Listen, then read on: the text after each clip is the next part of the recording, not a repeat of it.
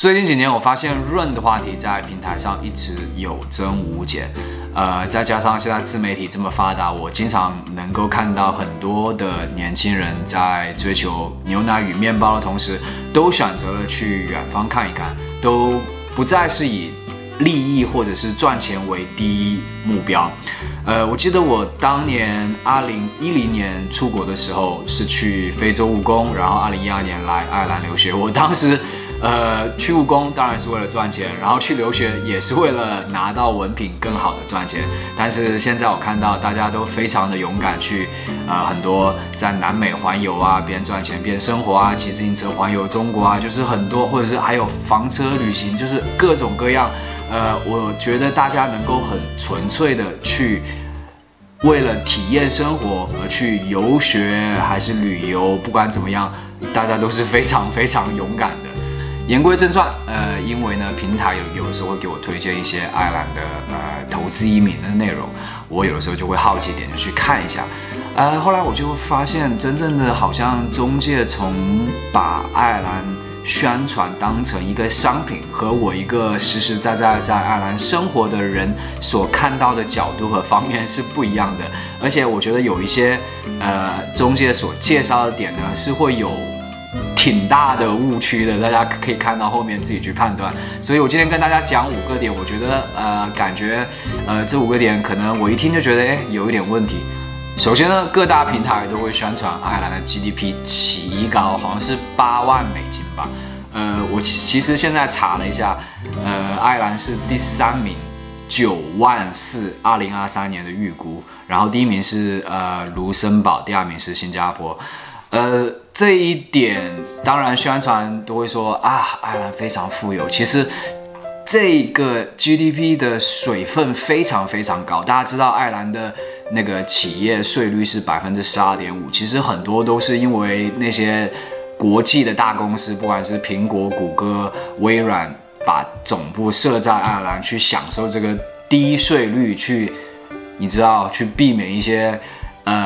需要缴的钱，所以把爱尔兰的这个冲得非常高。每次我觉得我身边的人，或者是我看到这个 GDP 的时候，就觉得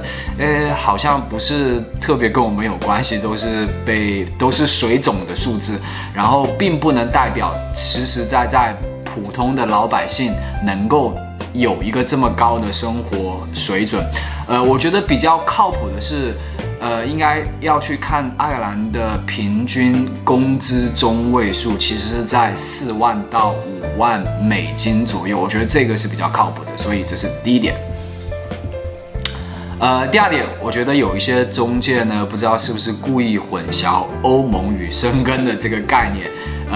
有一个中介他就说，由于爱尔兰不再生根，这句话是对的。然后呢，爱尔兰就没有那些来自欧洲东边比较穷的国家的人，像罗马尼亚、保加利亚，可能他们会比较发展的比较低一点，这边就不会那么鱼龙的混杂，大家生活啊素质都非常高。这句话是错的，因为保加利亚、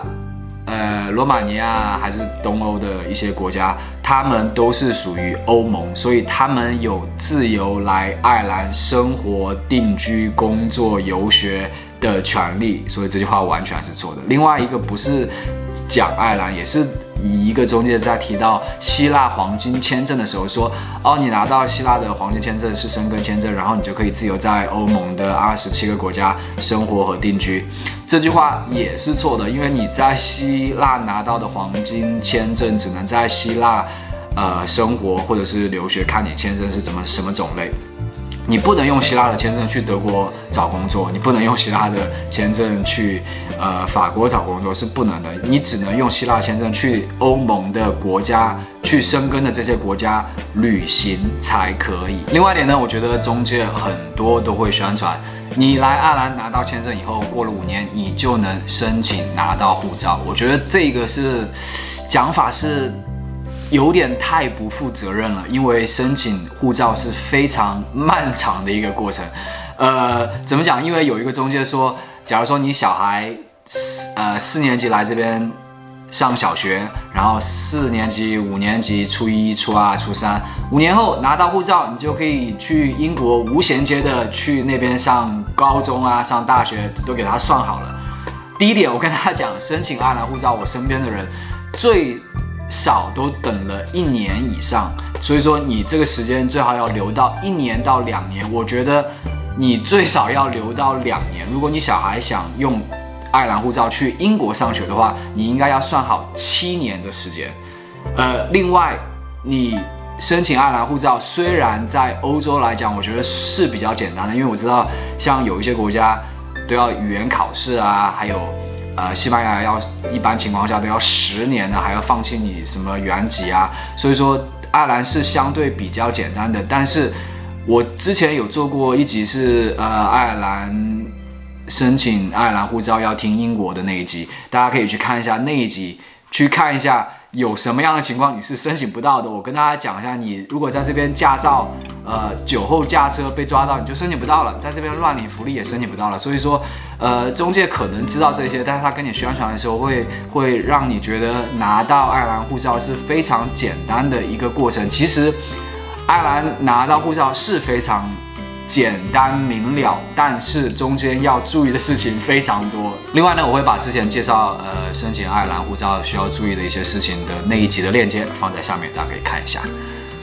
很多中介都会宣传，拿到爱尔兰护照就等同于拿到美国的E3签证，可以以后自由的定居美国。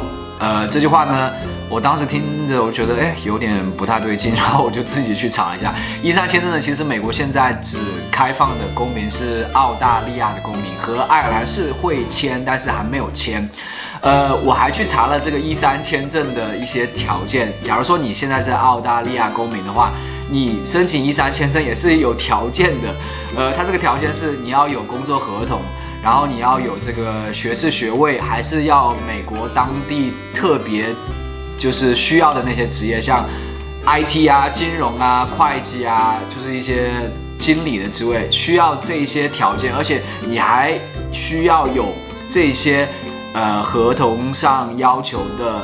相对应职位的工作经验。所以你就算是现在的澳大利亚公民，你也不是随随便便可以去申请E3签证的，你还是要有前提的。所以说这个中介就不会跟你讲这些前提。另外还有一个是这个瑞士，瑞士是比较特别，在欧洲一个比较特别的存在。他说可以去瑞士自由定居，也是不行的，前提是你可以去爱尔兰护照，你可以去瑞士旅游3个月没有问题，但是如果你要在那边工作的话，或者是生活的话，你还是需要找工作签合约，然后再申请当地的签证的。也不是说你想在那边，假如说无所事事在那边住个6个月、7个月是不行的，要有工作的。好，这是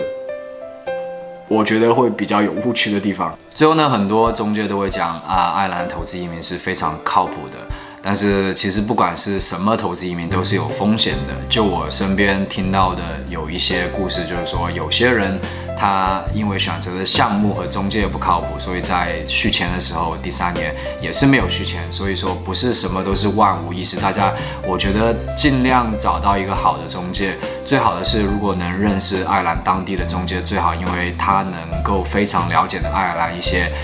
法律条文，比较支持哪一些投资移民的项目，他们会比较的了解。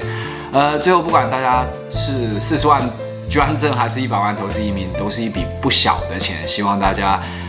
在选择中介和这个选择项目的时候，大家要多上一个心眼，不要把自己的钱打水漂。好了，今天节目就到这边，下次见。